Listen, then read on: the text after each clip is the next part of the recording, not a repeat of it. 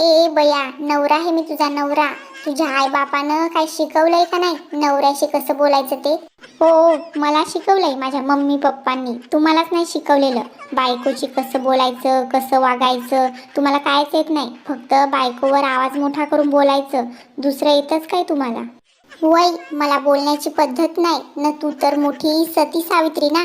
त्या सावित्रीनं आपल्या नवऱ्याचा जीव त्या यमाकडून परत आणला होता न. तू तर यमाला बोलवशील माझा जीव घ्यायला.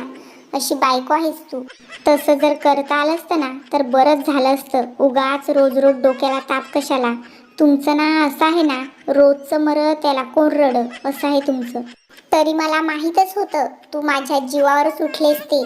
मला माहीत आहे ना, मी कधी एकदा मरतो ना तुझ्या डोक्याचा ताप जातो ते. असं तुला झालंय. तू माझ्या मरणाचीच वाट बघतेस, मला माहीत आहे ना. माहीत आहे ना तुम्हाला, मग कशाला बोलता? आता विषय काय चालला होता?